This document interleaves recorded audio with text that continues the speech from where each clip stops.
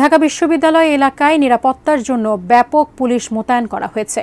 সকালে বিশ্ববিদ্যালয়ের উপাচার্যের নেতৃত্বে সিন্ডিকেট সভাও হয়েছে। বিস্তারিত জানাচ্ছেন সহকর্মী মনিরুল ইসলাম মিন্টু। ঢাকা বিশ্ববিদ্যালয় ক্যাম্পাসে এখন মূলত ইস্যু হল ছাড়া না ছাড়া নিয়ে, কারণ বেলা 12টার মধ্যেই কিন্তু সিদ্ধান্ত হয়ে গিয়েছে যে আজকে সন্ধ্যা 6টার মধ্যে সকল আবাসিক হল থেকে শিক্ষার্থীদেরকে চলে যেতে হবে, অর্থাৎ হল ছাড়তে হবে।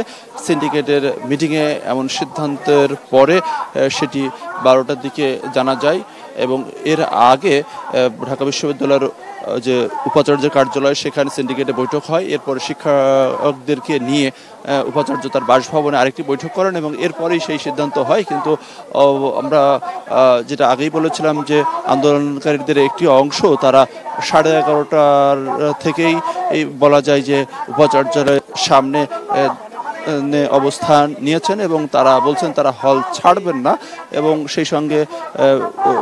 সেই সঙ্গে তারা বলছেন যে বিশ্ববিদ্যালয় ক্যাম্পাসে এত বাড়তি কেন নিরাপত্তা বাহিনী মোতায়েন করা হয়েছে এবং তারা এই নিরাপত্তা বাহিনী অর্থাৎ সেটি প্রত্যাহারের যে দাবি সেই দাবি জানাচ্ছেন। যদিও তাদের আজকে বেলা 2টায় তাদের পূর্ব ঘোষিত কর্মসূচি কাফন মিছিল এবং সেই সঙ্গে গায়বান জানাজা সেটি রাজু ভাস্কর্যের সামনে হওয়ার কথা, কিন্তু আমরা লক্ষ্য করেছি যে টিএসসি এলাকাতেও বাড়তি নিরাপত্তা বাহিনী রয়েছে।